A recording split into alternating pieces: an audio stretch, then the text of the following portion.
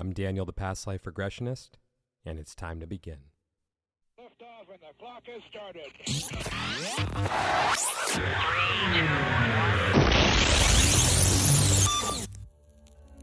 This is Timeless Spirituality.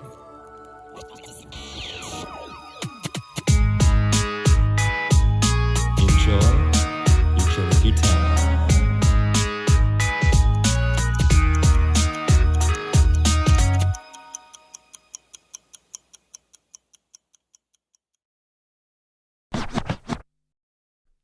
Hey everyone, welcome back to Timeless Spirituality. If you're a fan of the show, please go ahead and like and subscribe. I'd really appreciate it. And for today's episode, this is one of those episodes where people have been saying to me, when are we going to get one of the cool ones? Well, I think this is one of those. I think this is one of those that's cool, for lack of a better term. So I hope you guys enjoy this one. It's fun. It's really a fun episode, and I have some other, how do I want to put it, dynamic episodes coming up. So yeah, I hope you guys enjoy this one. And if you would like to book a regression with me to discover who, when, and where you have been throughout time, you can reach me on Instagram at The Past Life Regressionist or my website, thepastliferegressionist.com. And now, it's time to begin. Kelci, thank you so much for being here. How are you doing today? Good. I'm great. Thanks for having me. How are you? Excited? Me too. Everyone will see why. You're in for a treat today. Yay. Let's just dive into the first juicy question, which is unrelated to the excitement that is to come. Kelci, are you ready for the big question? I'm ready. What is your favorite song that has to do with time or about time, and why? Okay. When I read this in the little notes, first of all, my mind went to not a song, but a movie. If anyone out there has never seen About Time, I highly recommend it. Have you seen it? I haven't. Oh my gosh. It's So I should watch it? good. Oh yes. It's so good. So good. It's funny, lighthearted, sweet, endearing, romantic. It's just so good. And it's about this guy that learns that he can travel backwards in time at will. And it's just really fabulous. So highly recommend that. And then for the song, I love this song from another movie called Dare to Be Wild. And it's called Plenty of Time. Do you want me to read you like a few of the lines? Sure. Because it's not well known. Nothing grows in a straight line. There's no river flowing in a straight line. The wind doesn't blow in a straight line. There's plenty of time for changing your mind. There's nothing written in stone, nowhere to be and nowhere to go. You can turn back now and it'll be all right. That's just a few lines. It's such a good song. How old is the movie? It's not that old, but I probably watched it 3 or 4 years ago. It used to be on Netflix. I don't know if it's on Netflix anymore, but it's a good movie. It's about like kind of returning to our wildness and like recovering the wild. Really good. I'll have to check that one out. Yeah. So I have a movie to check out and, well, I guess 2 movies now and a song. Yeah, so thank you for the recommendations. Yeah, you're welcome. All right. Good question. I can't take credit for that one. Well, it was recommended to me by my friend Z. I call it the Z question just for that reason. People have said like, hey, that's a really good question. And I just have this compulsion to say, it wasn't mine. It wasn't mine.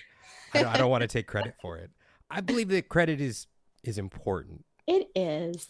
So I always want to give Z credit for that. So that's the Z question. Thanks, Z.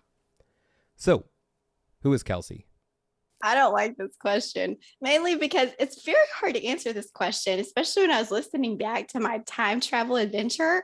I'm literally like, who is Kelci? That was my big question because it got so expanded as I went on that adventure. And then even listening back to it, the answer I would give you, who is Kelci, just changed. I would say I'm an explorer of life. That's my best answer. I love exploring life, and I'm definitely on a journey of healing. And so foraging the healing arts and bringing forward things that helped me along my path, and then beginning to share that with others as well, so that we can all kind of heal and grow and transform, evolve, and like live in joy and peace as much as we can together. Cool. So that's Yeah. Kelci in this I life. mean, it's like part of it. I'm a mom, have 2 kiddos, have a partner. I got married at 20, been married for a long time, 20 years, working through all that. And we'll talk a little bit about that actually, because there was a lifetime that, helped me to recover some energy around my choices. And what else? I have a business called INTENTION-ality that is about helping people to connect to their sacred self and explore self-care and recover their power and their magic with intention and ality, which is like your own unique self. It's such a cool name. Yeah, thanks. Super cool. Super cool. Things come. I'm really a channel. Things just like come, they download, a lot of creativity. Yeah. Well, thank you for all that. Yeah, you're welcome. So, ready to recap the experience? Let's do it. What came up for you? Okay. For how should I do this? Like take people on like a short snippet of what the journey was, or? You know what? Let's start with another question. Okay. Why is it that you wanted to have a session? That's a good question. I had gotten into some shamanic work where I was doing some clearing, what's called clearing. And so you're kind of tracking in your internal world, different energies and sensations and awarenesses. And there's some different things that you might come across in this process. And one of them is an awareness that some energy goes to a past life. And so as I was doing this one clearing where it's kind of like you're seeing how there's a bunch of different things that want to be cleared together. And you don't have to necessarily know what they all are. You kind of imagine it like dominoes, like set up where you push one, and everything like goes. And so I did this whole thing and I pushed it and it goes and goes and goes and goes. And then it stops and there's like several dominoes left. And so as I was in inquiry, what I realized is like there's a past life. And I didn't have the tools myself and even maybe the confidence to open that up for myself. And so I just kind of knew, was kind of sitting there for a while. And then I had a friend that did a past life regression, Tangent Nadimi, with you. And she like highly recommended it. And so eventually I just knew it was time to open that door. What's in that past life or those past lives that is wanting me to see it, know it, feel it, heal it, clear it, forgive, whatever all was involved. And it was all involved. Well, I'm glad you did it. Yeah, me too. It was one of those sessions where I said to myself after the fact, I know that may seem like a modest, but that was something. That was cool. So with the, what came up for you? Okay. So the first life that I was shown was I was an Egyptian princess. And I mean, what came up for me is just first of all, I've done some hypnotism type stuff. I've never heard someone talk like you did with your voice and like the red car and all the things, how you brought me so in to this deep state of openness and being like able to start seeing and visualizing and be in a whole nother time and space while I still was aware that I'm here doing this journey with you. It was just so cool. So that's the first thing is like what came up for me was like, whoa, this works. Like I am somewhere and I have different skin and I'm aware of this whole different life that I'm in. And it was just really cool. So I find myself as an Egyptian princess and I've got all this gold all on my clothes and like a headdress. And I found it to be heavy, which was so curious, like to be adorned, but I had this heaviness and I was hiding in a dark room near a lion statue that apparently was my like little friend where I would go. And so there was this big question, why are you hiding? What's going on? And there was information that came that, I felt very disconnected from my voice, from my power, from like what I felt like was this lioness inside of me, and couldn't let it out, couldn't be wild, couldn't speak for myself, like had to be the way that my parents, who were royalty, expected me to be. There was a lot of pleasing others and living under expectations. And even the expectation that I was like meeting someone and going through the process of getting married to this person that I didn't want to get married to. And so it was just so interesting. And I loved how you supported me in this lifetime to take some choice into my own hands. Like I went into my closet, which I usually didn't do in this lifetime because other people would pull out clothes and, adorn me and dress me. And I got to go in and pick my own clothes, and they didn't have the heaviness, they were light. They were what I wanted. They helped me to feel more alive and free. And then you had me walk down the hall to my parents' chambers, and you told me to push the door open. I was like, it will not open. And you said, you're going to run back and smash through the door. And I was like, whoa, can that work? And it did, it worked. And so I spoke up. I used my voice and said, I don't want to get married. I'm not ready. And there's more inside of me that like, I need to let out. And they listened. And that was a surprise to me, actually. It was very surprising that they listened, but they did. And there was this forgiveness ritual that you led us through as well. And it happened. And I think it was really beautiful because I think it definitely reflected something that I've experienced in my own life where I've wondered, because I got married at 20, not because I had to, like my parents led me down that path, but there was some religious things that we were kind of following that caused us to like feel like we got to get married now, pretty much have sex. Yeah. And so, just to like have this awareness that it's not something that I just experienced in this lifetime, but there's energy that, it came from before that as well.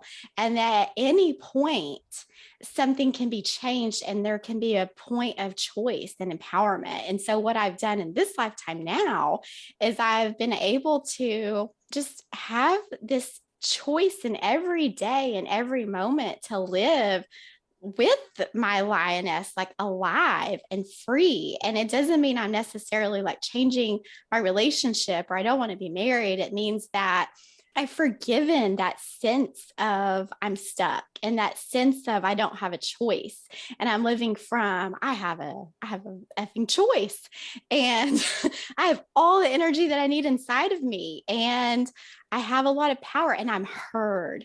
Like that's a big thing that shifted for me is like, I'm heard. I deserve to be heard. I know how to speak so that I can be heard, and things are being reflected to me all the time. Whoa, I just got heard. That person just slowed down and listened, and something new just got created in a collaborative way because of it. And that just blows my mind that has all been happening since making that change in this past life. That's number one. I want to applaud you. Excuse me. I got an Egyptian frog in my throat there. It's not a biblical reference or anything. That was good. I'm proud of myself for that one. I'm such a dork. I love it. It's great. I applaud you for making that change because I do believe in that situation, you still had a choice. You could have had this amazing session and seen, hey, this is all I need to do. It's easier said than done, but this is all I need to do. I just need to express myself. But you could have made the choice to say, I'm not going to do that. I'm just going to say, hey, this thing magically cured me. This past life regression. When I go back in time, it magically cured me, and I don't need to do anything now. I'm good. But you didn't do that. You took the initiative, and I just want to applaud you for that because I believe that that's the most difficult thing to do is what do you do with the information after the fact? So I just want to really applaud you for that one.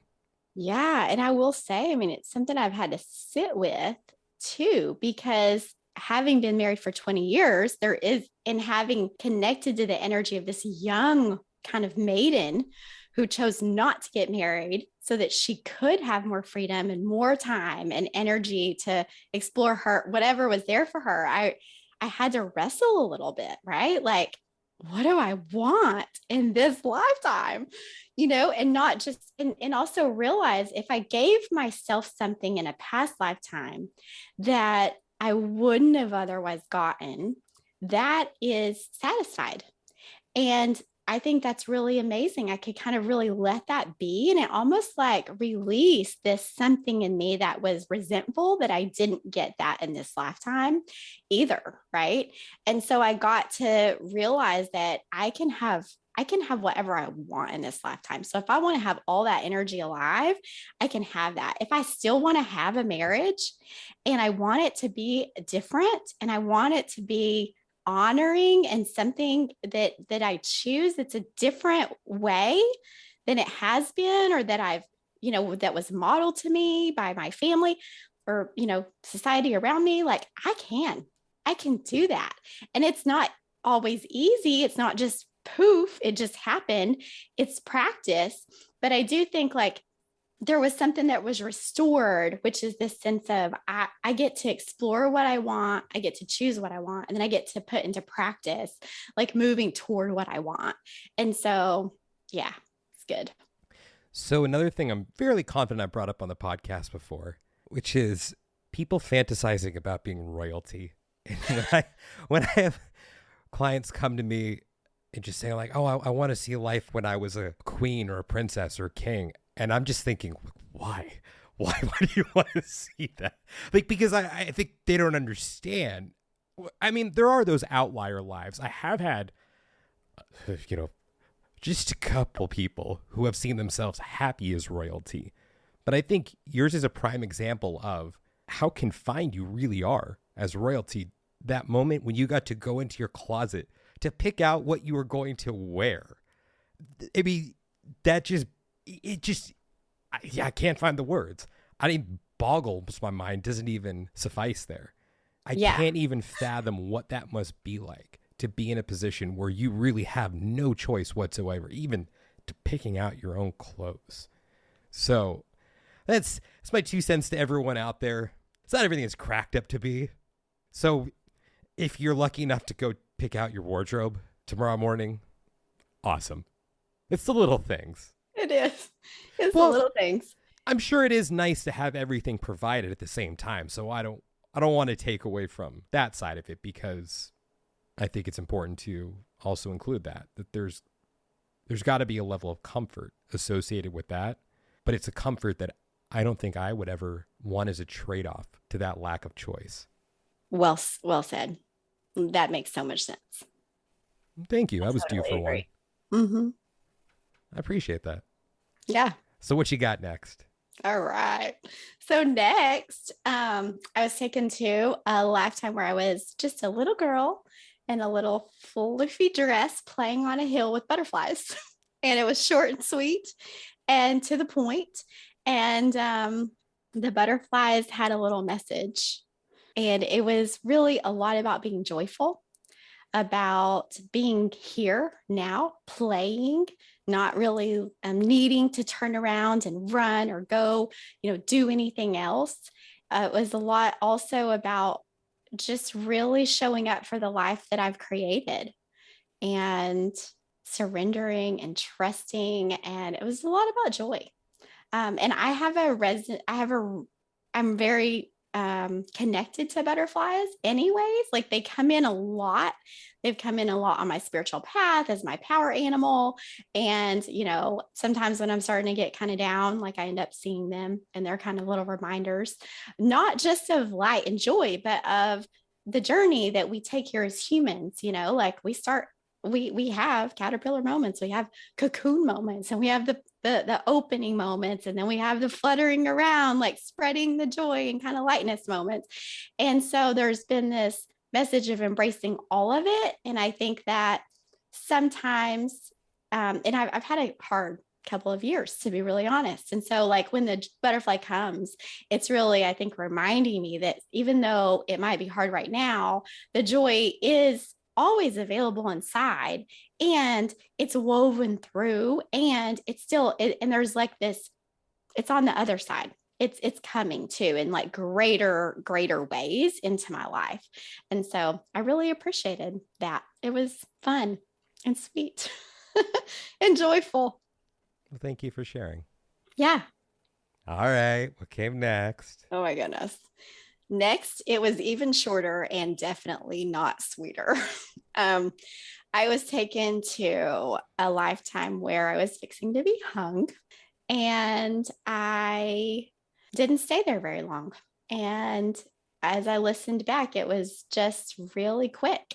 And as we were connecting in with my higher self towards the end, which we can talk a little bit about that in a little bit, but essentially the higher self kind of came in. You were asking, why did you show Kelci this? Why did you show Kelci that? And why did you show Kelci the lifetime with the rope? And essentially my higher self said, we can work with some things without seeing them. And so I just had chills. So there was just like some validation that was needed for, I've had an experience in this lifetime where I start wanting to share. I want to, use my gifts, and gosh, I get real afraid. And it's like a visceral experience of being afraid. And, I think that comes from like lifetimes of using my magic or healing and being in the healing arts, or, what some people might call a witch, and, being persecuted, ostracized, pushed out of community, killed, all the things that happen to millions of people, largely women, who were living from a place of power and a place of, being connected with the earth and magic and all the things. And so it's been something I have it's come into my awareness, like viscerally, and then it came into my awareness intellectually. And so it's something I've been working with. So I think what came as being shown this lifetime was an acknowledgement of whatever I've experienced and felt is very valid. Like I lived it. It's real. I saw it. I felt it. And it gave me some energy to confront what needed to be confronted in the time that it needed to be confronted. So I didn't have to do it on the journey that you took me on. But what happened not too long after that is I was working with my shaman, and in traveling through kind of the felt sense, sometimes you'll see like a symbol. And sure enough, there was a symbol of a rope, and it was around my neck. And there was some information there. Like the rope was kind of like, in order to really release, I need to do more grounding. And so I really like strengthen my grounding practice. And the shaman also encouraged me, you can take the rope and put it in a power object, and then just, whatever it needs to whatever is called to do to destroy it, you can do that when it's time. So this is all kind of new to me, and it might sound woo-woo to you, but it's Wait, just to me? No, whoever's listening. Like, wait, do you know what I do? No. Yeah, that's funny. I love it. Probably people who are listening are pretty open-minded, but I still have this moment of like, oh no, what are they going to think? Right. We think you're cool. This live. We're already fans. Thanks. That's great. I love it. Yeah. So it just like, it was so cool that it was shown to me. And then I went and I was supported in doing a little bit more work to really clear that energetic piece of, I feel like I have this rope around my neck. And the curious part is when I asked it, what are you there for? Protection. Like at some point it was there to kill me. And now it's this reminder of, don't talk about that too much. And so as I even worked with that, it became a different level of protection. It was almost like it will leave and release when I'm grounded and feel safe enough that it can. And so that's been a lot of my work, grounding myself, really affirming my safety here and now in this present day time where I'm not going to be killed. There's lots of people out there doing all the things that I want to do. And I can be one of those if I want to be. And so I put the rope in something, I released it into a river, and I've been experiencing more and more changes along this journey of feeling safe and using my voice in an embodied and grounded way as that's growing and growing. You said that the advice that was given to you about the rope was to turn it into something, what was it, powerful or a power object? Yeah, power object. What's the object you turned it into? A feather. I put it into a feather. So literally I had a feather, and like it was it's with intention. You're kind of moving the energy into something so that it becomes like a physical symbol, and then you physically release it. And so it's kind of like moving that energy with just a lot of intention. And I guess power is the reason they call it a power object. Yeah. Look, I'm just going to shower you with praise again. You're awesome. Well, thanks. I commend you. Thanks. Wait, let's try a little exercise really quick. You up for it? Okay. Yeah, Okay. sure. I want you to hold up your hand. Okay, and now I want you to turn it around. If you ever need a replacement for the power object, this is going to be my suggestion. All right, I want you to put your thumb down. Now I want you to put your ring finger down. Now put your pinky down. And now your pointer finger down. That's great. I love it. So for everyone listening, my recommendation was that it's a middle finger. Just give them the finger. I mean, I don't have any patience for that. That's what I think of the middle finger. I reframed it in yoga. This finger is associated with Saturn and patience. And so I kind of reframed it like when someone's giving you the finger, they're really saying, I don't have patience for you. I need more patience. They're like, it's like a lifeline up to like the divine, like send me some patience because I don't have any. But I like also the like, just F that. I'm not really, I don't need to be patient for that. I need to keep my own energy and my own power and be who I came to be. I like how you reframed it as I don't have patience for you, but I think that even applies there in that situation. Yeah. Because it's like, no, I don't have patience for you. Like, yeah. No, rope, no, we're good. We're good. Yeah. Patience ran out. It ran out. I'm not going to be hung. You can do your thing and have your thoughts, but that's not going to inform mine. I think it is so cool. And still, it's so cool to see you applying these lessons that you've learned along the way after the fact. I'm going to sound like a broken record. I think that's where the real magic takes place, is when you make a change in your life, which I applaud you for doing that. I think it's awesome. So I hope you're giving yourself the credit that you deserve. Thank you. I've done a lot of things in this realm, right? Where different readings or worked with different people. And you did a really good job of continuing to say, I just hope that this helps change your life today. Like the best thing you can do is go make that change in your life. You said that more than one time through, words or email. And so I think you really helped me to bring it in and want to make that choice and continue it to be a change in me in this life. So thank you for that. You're very welcome. Yeah. As much as still I hear you on that one, and I really receive it, and I appreciate it so much. There's this part of me that just wants to really hammer it home to everyone that there's only so much that I can do. Yeah, I had to listen. I have my limits. I ask questions, I hold the space, but there's another frog from the Nile. Excuse me. But you have the power. Like, Kelci, you have the magic, and I applaud you for that. But thank you so much for reflecting that back at me. And it means a lot to me that I was able to be there as a part of your journey. So just thank you so much for that. And thank you for just doing you, because it's really nice to see my clients go ahead and apply what came out of the session. And again, I don't want the record to skip, but that's what means the most to me when you make a change. That's it. That's what really just, I'm getting tongue tied on this one. Aliens are cool. Ancient Egypt is cool. Going back in time, going to other dimensions. Yeah, that's cool. But this is cooler to me. So just thank you for being you. You're welcome. With that said, where are we going next? Well, we're going to aliens.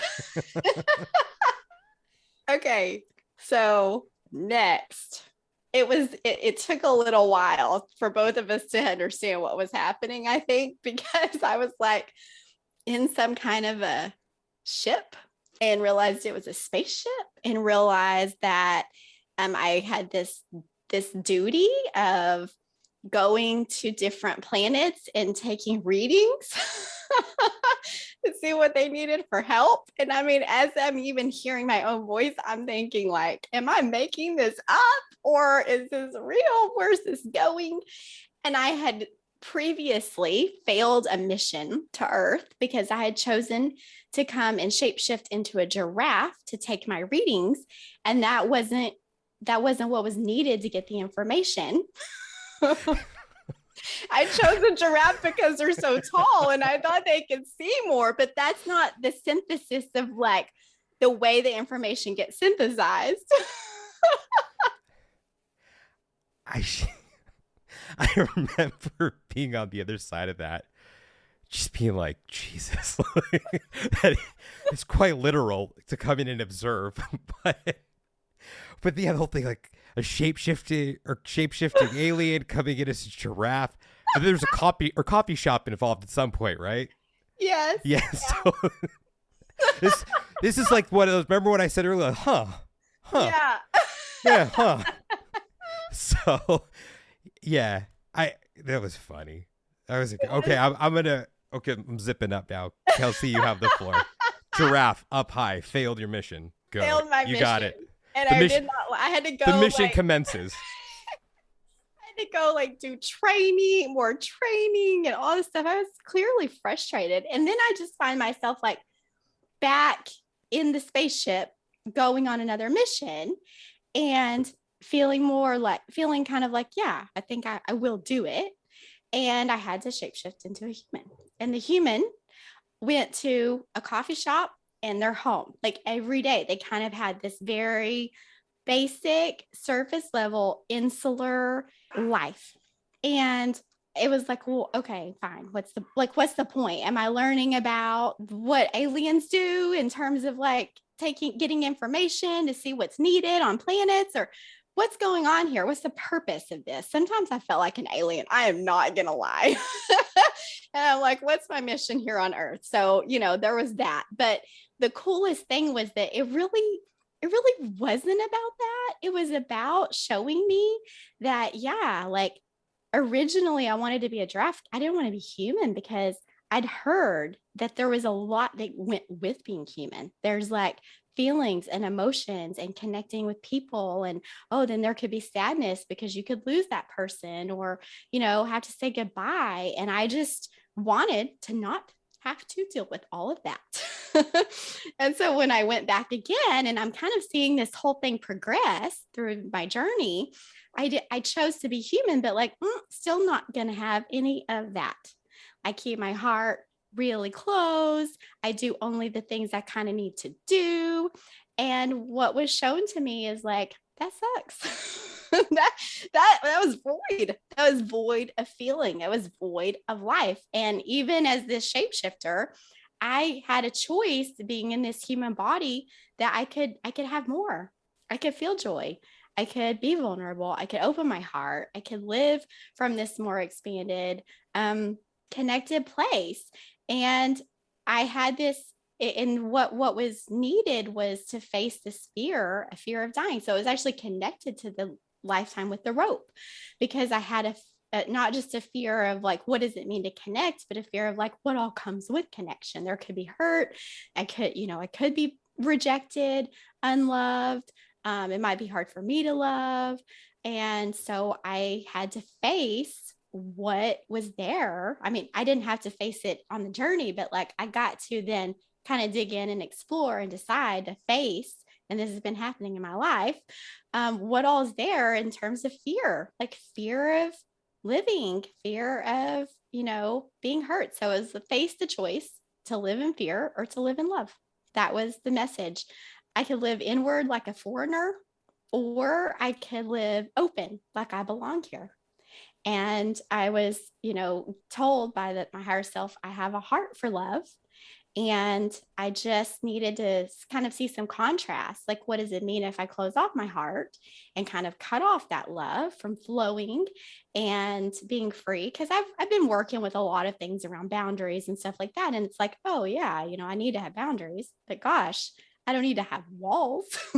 I don't need to live all insular, because I'm meant to be open-hearted and free-spirited and like really live and share as well as the alien that I am. So yeah, that was that life. Was that the last one before the higher self? That was the last one. Yeah. So I want to jump in really quick and say, for the higher self portion, I believe that all higher selves are very special. ... But holy shit. When yours came in, oh my God. The feeling in the room, well, there's something here right now. Huh. Well, shit. What's going on here? And I think I even made a comment about it. You did. Right? What was it that I said? You said, holy shit. You said, we have right? a saying here on earth, holy shit. And then you asked, like, what can I do on my end to kind of like not have it be so intense? And my higher self said, feel your seat and your feet. It was funny. I don't think it worked. Maybe not. Maybe it subsided as I got used to it a bit. Yeah. But yeah, I guess it was the same feeling. I brought it up then, but I'll say it again now. Holy shit. I mean, I felt the same way. I've had those kinds of connections before, but I don't think I've quite had that experience for that period of time where I was put into that state physically and like, in my physiology, and like really open this channel for my higher self to come in that way and speak for such an extended period of time. It was very profound. I was totally listening to everything you said, but then I was still remembering the feeling. and then I'm also critiquing myself as a practitioner, thinking, should I be saying things like that during a session? Should I be talking to the higher self saying, we have an expression for that here. It's holy shit.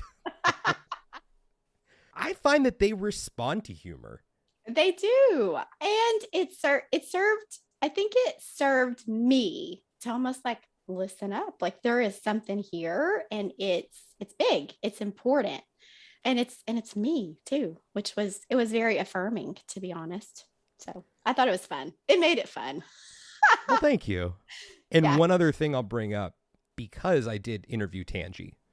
Tangi is who referred you to me. And because Tangi had spoken about this on the podcast, because I don't reveal things. What stays or what's in the session stays in the session. But of course, if you're willing to bring it forward, then we can talk about it. And since Tangi brought this up, it's okay to talk about it. That's my way of saying to anyone, like, you're safe. Yeah. I'm very tight-lipped about what happens during these sessions.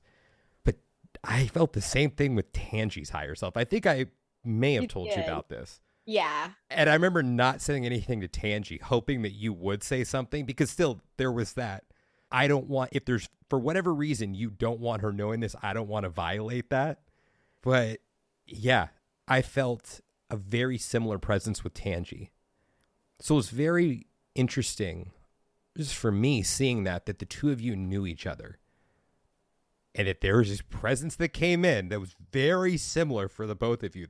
That presence where I'm looking around the room like, what the shit is going on right now? What? I'm completely sober. Why is the room spinning? So maybe that goes hand in hand with some kind of soul group. Maybe. That makes sense. That was my long-winded way of getting there. That makes sense. So now that we've brought up holy shit, room spinning, strong higher selves, what you got? At some point I was spinning. Yeah. I was spinning and you were like, we're going to stop the spinning. I was like, I think I like the spinning. I don't know what lifetime it was, but I mean, literally, like I felt like everything was spinning. And I've had that experience before. And I think when that happens, it's like there is some kind of energy portal that's being open and things are sort of reorganizing, like coming in. It's almost like a vortex, really. And like, so I think as that spinning is happening, it's like able to, spin out kind of energies that maybe need to be spun out and spin in energies that kind of need to be spun in. So I thought that was cool. And along those lines of like a vortex, you asked me about the alien life. You're like, what was that? You asked my higher self, and my higher self said, time is not linear, it's sporadic. And there are things that can be pulled from different places on the spiral on the same line. So it's like there's this, rather than being a horizontal line, time, it's this big spiral. And So, the you mind if I line, jump in really quick? yeah, jump in. When I go through the process of the lives at the end of the set or with the higher self, I usually start with the first one and work down the timeline of what came up, because the story weaves its way together. So it's understanding why you're shown what you're being shown. And when it came to the coffee shop life, even though I don't believe time is linear, I do view time through a linear lens because I can't wrap my head around what it means for time to not be linear. In the coffee shop life, it seemed very contemporary to me because I'm always looking for clues as to when you are. And, well, I'll say this. I look for more clues in contemporary lives because sometimes when you're way back when, a couple hundred years really doesn't make a difference. So I look a little, or I fish a little more for contemporary because I believe it'd be cool for you to be able to retrace your steps potentially at some point. If it's something that was an immediate past life in a linear sense, if you could go back and visit that coffee shop. I don't think I dug in that much for those types of details, but I think it was just more so to gauge where you've come from in a linear sense. Again, I don't believe time is linear. So when I was asking at the end, I believe, well, what was I asking for a time frame? Did I say something like this seems recent? You said it seems contemporary. Mm-hmm. Like what was that, or what were you wanting to? Yeah, I think you were just kind of curious. It seems contemporary. So what was it? And essentially they said it was because my higher self would kind of talk from I or we. Curiously, they talked about that towards the end. But they said that life would be from what we would call the future, and then described that, time isn't linear, it's spiralic. And that makes sense. I mean, not, none of it makes sense, but like you can kind of imagine the line moving, right, from being something you would see as linear to something that would be spiralic. And then they described that along the spiral, there's more like vertical lines. So there's these connection points where things line up, and then energy can be transferred between like lives on this vertical line that goes from different places then on the spiral. And so like there was something about these lives that were lining up, and the one with the alien actually really lined up with something that I'm working out in this lifetime that relates to these other lifetimes as well. And so, I mean, it kind of blew my mind. It was very clear, and just it really helped me to understand and like see how these things work together. It was really neat. And I got really excited at that point because here I'm thinking, you mean I may get a more concrete definition of the intricacies of time? Oh, here we go. Now we're talking. While just listening and be like, interesting. Okay. How does this help Kelci? Because there's that part of me that just wants to fixate on, all right, tell me everything about this spiral. Where did the spiral come from? What does it mean? How does it work? Is there a way you could get more minute with the details so we can write a book about it? But just, nope, can't do that. That's funny.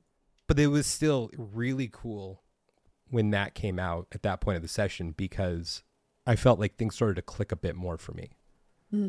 I don't think that that's I really don't believe that's the way I've ever looked at it before, in terms of that spiral nature, and that these things just kind of move up and down, and then there are these connection points. It made a little more sense. I still can't fully grasp it, but it was really cool. So higher self, Kelci's higher self, I know you're listening right now. Thanks, homie. That's great. So what else came up for you with the higher self?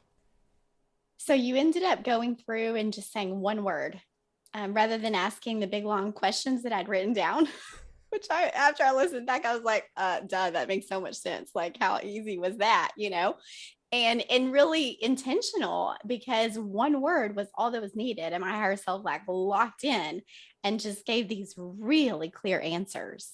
So clear, really helpful guidance, like things I can focus on, ways I can kind of look at things differently.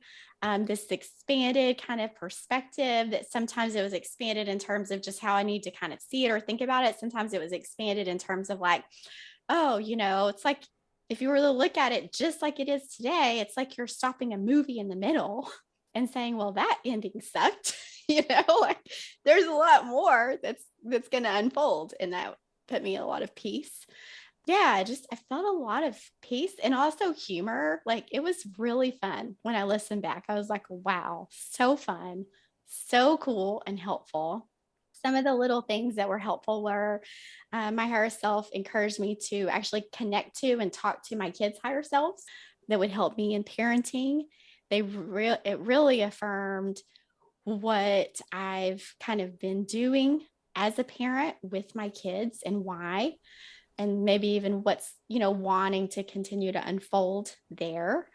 And affirmed some things about relationships. I asked about Chiron because I've got this kind of we all have a unique Chiron placement, and that's what my higher self said, and unique and intentional, and like how to work with it. Well, like connect with Chiron and do what Chiron did to heal, like make art, write poems, sing, things like that. So that was really fun. Yeah, it was just so good, so fun, so cool. That's all I can say. I'm like, so cool, so cool, so cool. I'm getting excited thinking about it again, because it was a session that really challenged me as well. Now, when you bring up the one word, as a practitioner, I always encourage my clients to be as concise as possible with the questions, as direct and concise as possible, so it's very clear what it is that you're asking. I believe that your session was one of those sessions where I would encourage all practitioners to trust your gut, because my gut was telling me, because at this point I had been speaking to your higher self for a decent amount of time at that point and getting a feel for it. And my gut told me abstract was the way to go. That if I was too concise with the questions, that things would be lost. So I would encourage every practitioner out there to trust your gut. Of course, don't get too radical with the things that you try, because in that situation, if I took that approach of, hey, let's just go for one word, and it didn't pan out, all I needed to do was go back again and ask the question the way it was written down. So no harm done. And I would have caught on within maybe a minute or two that, hey, this isn't going to work. But I'm very glad that I trusted my gut on that one. And I think it's not even for practitioners. It's just in general. Trust your gut. If you feel that something is going to work, go for it. If you want to experiment a little bit and it's not detrimental, go for it. I thank you, Kelci, for allowing me as a practitioner a little wiggle room, a little room for experimentation, because it was really cool to see how one word could produce soliloquies. Yeah, it was really cool. I didn't know the difference. I mean, I've never done a past life regression before. So, but it made sense when you said it. And then especially like once you started, we were in one or two, I was like, I mean, it was just so one word and it just locked in, and everything that needed to come from it came from it. I probably got more of a clear answer because the question wasn't, spoken verbatim based on how I wrote it down. And this is actually a little bit something about me that I know. Someone will ask me, like, ask a question. And I'm just like, I just know there's a lot more there than just what I can ask in one little question. And so it really actually works well with me and my kind of makeup and how I process information. I believe that this is also a testament to you as well, because you allowed the process to unfold. I trusted my gut on that one because I could feel that there was such a clear connection with the higher self, and that even though you were present, you were just allowing the process to unfold.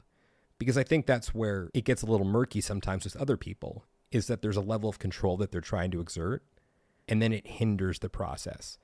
So again, I thank you for just being present, but also letting go at the same time and just trusting what was coming through, because it made my job a lot easier.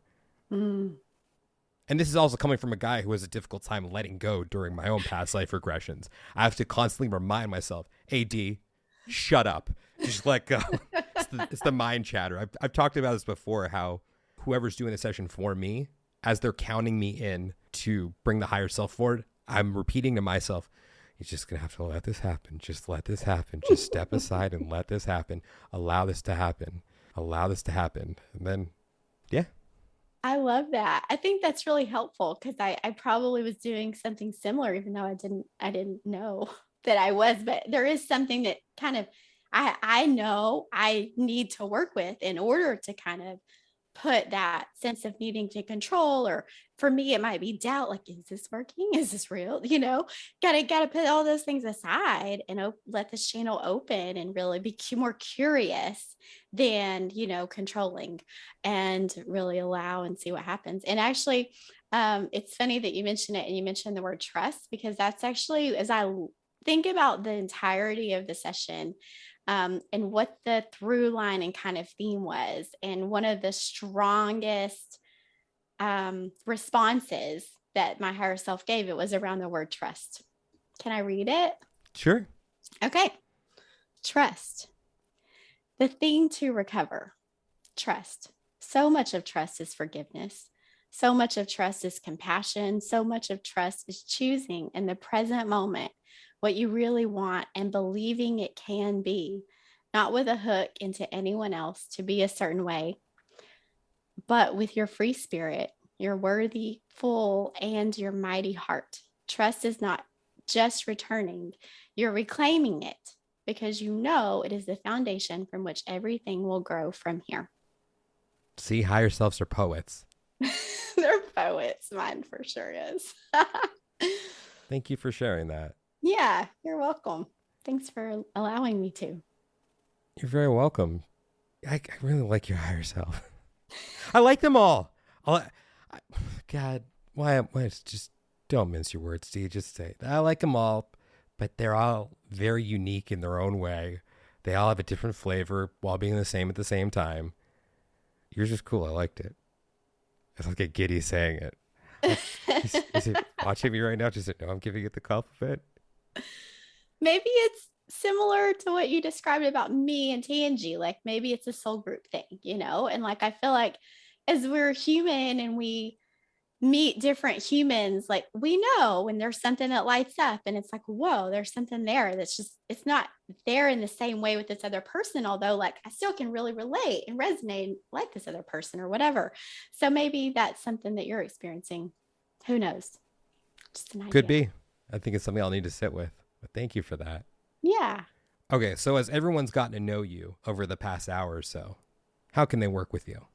I'm still figuring that out. Well, you can find me online. I have a website, kelcihartbrock.love, and it's KelciHartBrock.love. And at Kelci Hart Brock is my Instagram and Facebook. And then I also am growing intentionality. So would love to see you pop over there. And that's intention-ality. Or on Instagram and Facebook, it's and TikTok too, actually, guys. It's intention_ality. You have a podcast as well, right? Oh, yes. And I have a podcast. That's intentionality. Yeah. We do some fun things. Tangi's on there too. She has a segment, Feeling Good with Tangi. And I have a segment, Heart to Heart with Kelci. That's still pretty new, guys. I'm telling you, I'm pulling things together, deciding it's safe to come out from hiding. And that's why I say, well, I'm still figuring it out. Like I'm figuring out a lot of things in my own life right now. And definitely want to work with people and also want to maintain a balance so that I can continue my own healing in a way that feels really grounded and stable for myself and my family. And then as I'm also blossoming and opening and letting some things out into the world and playing in that realm. So yeah. All right, let's try that exercise one more time. I want you to hold your hand up. All right, thumb down. Yeah. Ring finger down. Yeah. Pinky down. Mm-hmm. Pointer finger down. I don't have patience for you. I don't have patience for you. Well, thank you so much for coming on today. And yeah. just thank you for being you. And thank you for giving me faith in the process and seeing that it really is a special thing that I'm doing. And I appreciate that immensely. So thank you for showing me that and reminding me that. I can't convey through words just how much that really means to me. So thank you. You're welcome. I just received that appreciation, and also thank you so much. It is very, very important, powerful work that you're doing. And thank you for doing it. It's my Thank pleasure. you for having me on as well to talk about it, because this was really fun. You're very welcome. I'd love to have you on again. Yeah, please. And maybe I need to have you on. I don't know if you do that, but. Oh, I'm down. I'm down. Yeah. Yeah, Cool. I like the sound of my own voice. We're good. Sweet. As long as I've got a good mic, which I do. It makes a big difference. It really does. Yeah, I'm in. Awesome. Great. Thank you. Thank you, Daniel. Fellow time travelers, your journey through time awaits you. Just want to thank you guys so much for listening to today's episode. And if you're interested in discovering who, when, and where you have been throughout time, and you'd like to book a session with me, just go ahead and send me a message on Instagram at The Past Life Regressionist, or you can reach me through my website, yourpastliferegressionist.com.